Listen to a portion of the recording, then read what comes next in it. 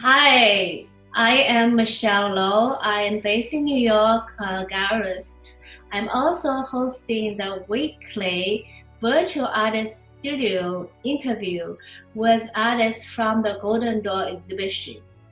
Golden Door is currently on view until January at the Silvermine Arts Center, which is located in New Canaan, Connecticut. The exhibition tells the story of becoming American and being American by 10 artists who originally from different parts of the world.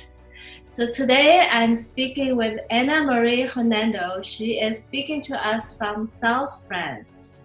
Hello, Anna Marie, how are you? Hello, I'm good and I'm happy to be here with you.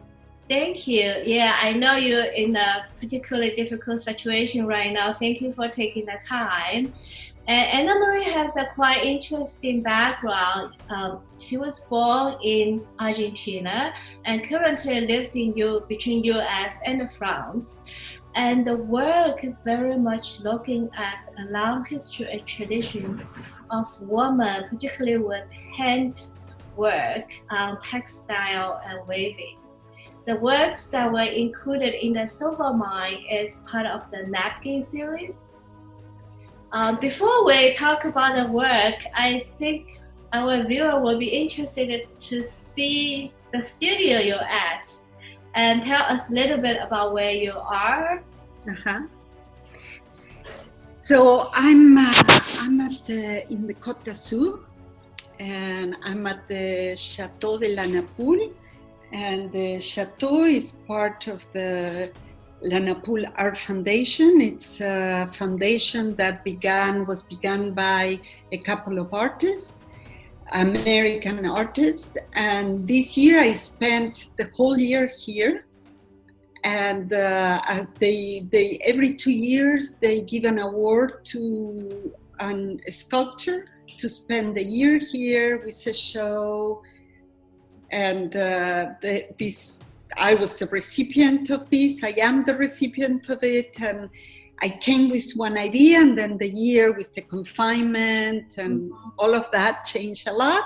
But here you can see I have a show that closed suddenly because of new confinement, closed on Friday. And it's all in the grounds of the chateau, but this is my studio where I work all year, and this is and it's in the chateau. It's what originally was the garage of the chateau, and then they transform it, and I live upstairs. That's the apartment. Wow. It has been a great place to work at. So, yeah. Thank you for walking us through this little quick tour. And we also are very concerned about the situation. So I hope you packing and moving, coming back to States will be smooth. Thank you.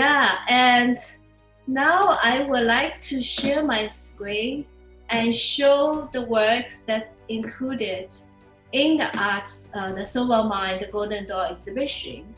And I am very curious, I'm sure our viewers are too, how is your life experience living, grew up in Argentina and then moved here, but choosing to be in Colorado. And also you have a studio in South France all year round. How does that influence in the work that you made? Well, I moved to the United States in January of '86. And first I moved to the Bay Area, to Berkeley. I was studying art in Buenos Aires. That's where I grew up and where I was born. And then when I moved to Berkeley, to the Bay Area, I continued studying at CCA. I lived there for 5 years, and then I moved to Boston, and I had 3 kids in Boston. I kept making art, and then I moved to Colorado. And Colorado has been very kind to me, and it was a possibility of going inside and really hearing what were the voices I wanted to represent the most.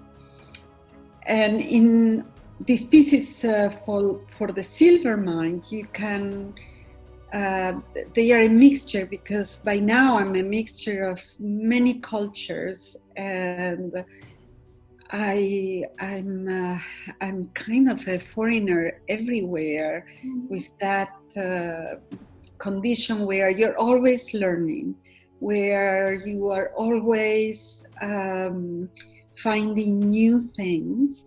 And these pieces are made all of small treasures, and I can talk specifically about each of them, but they all have components that I relate to my growing up in Argentina.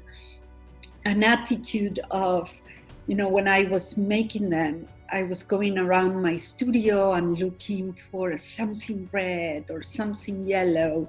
And I realized that all around my studio, I have small objects that I love for some reason, but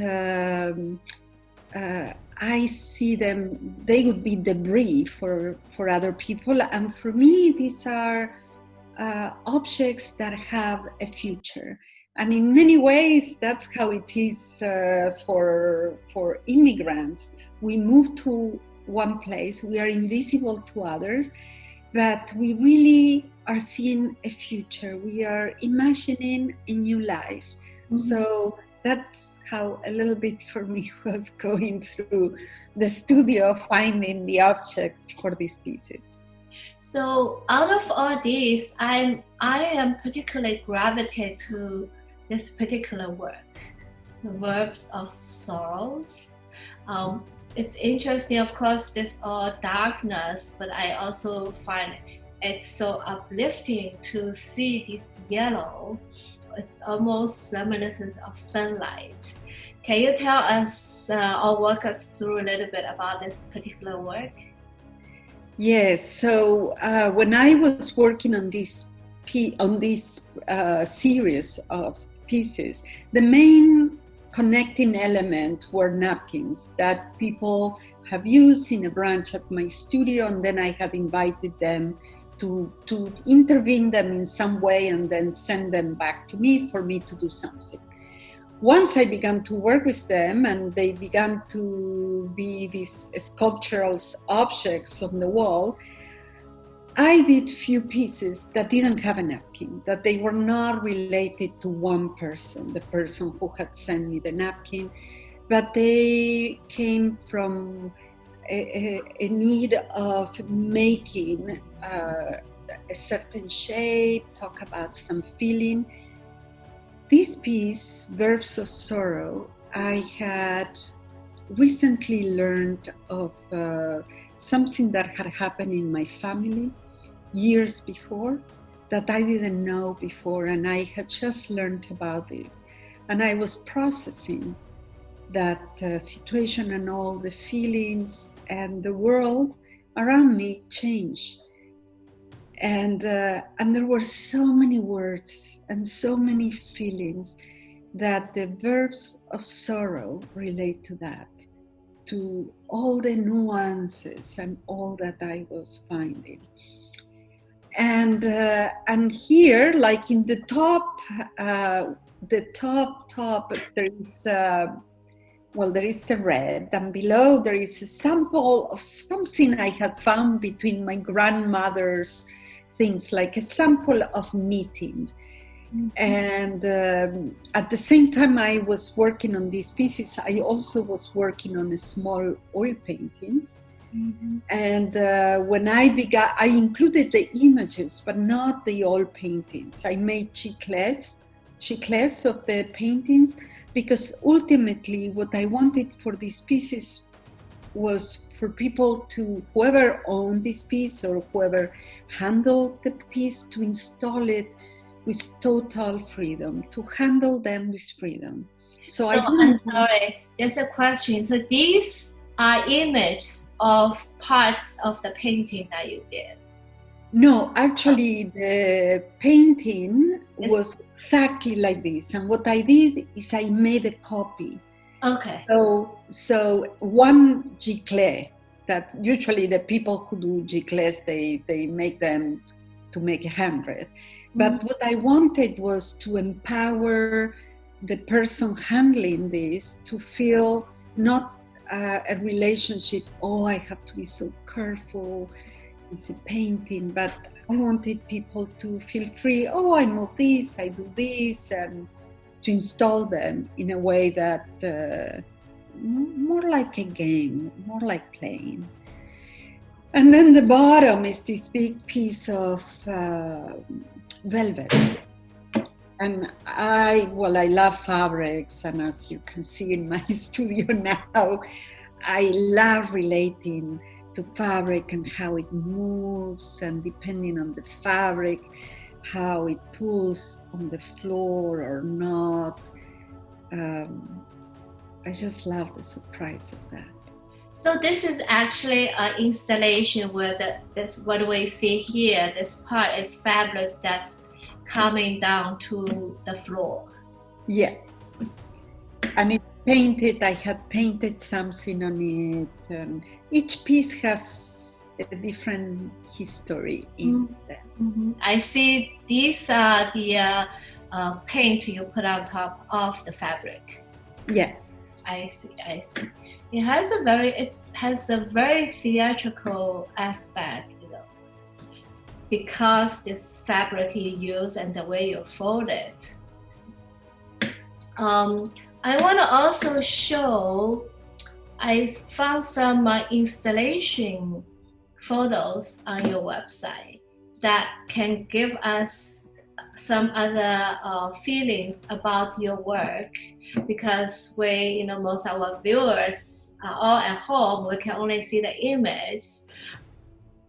This gives us a different perspective about your work.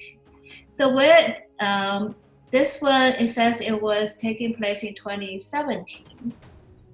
And where was it? So this piece was made for the Museo de las Américas in Denver, and it was a great experience because at the same time the filmmaker was doing a documentary about my work, Amy Knox and Chad Hirschberger. And they followed me while I was making this piece. And here you see different elements from things I work with.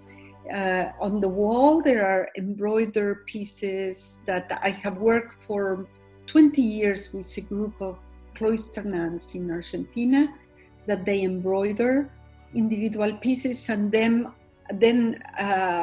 I made the patterns, I buy the fabric, but they embroidered them. And then I use them to make these installations on the walls, or I use them in different ways. And then on the right, there is one of, I have been making for years dresses for the feminine spirit of the mountain. In Quechua, the language of the Andes, the word is ñusta. And for this one, I used the skirts, the underskirts of the women, of a group of women that also I have known for many years.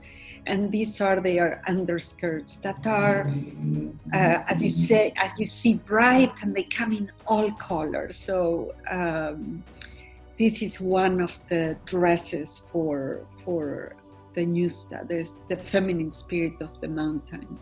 That in Peru they are revered as great spirits and guardians of the land.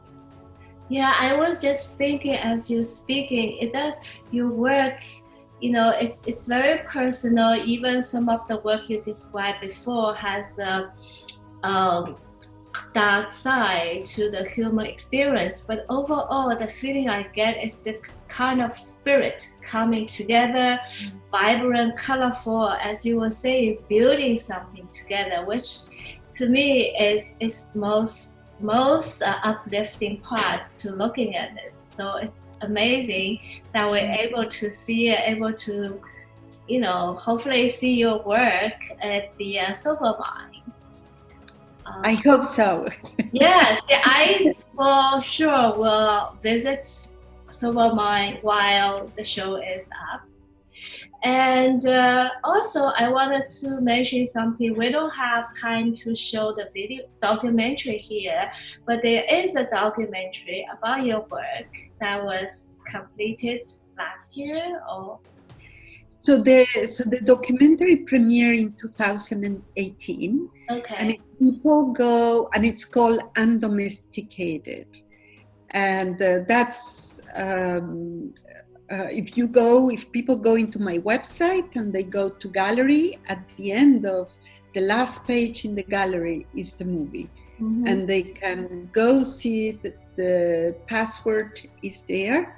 And it's a 25-minute documentary that talks about some of the process, the process that for when I'm working. And my work is so process-oriented that there you can see it.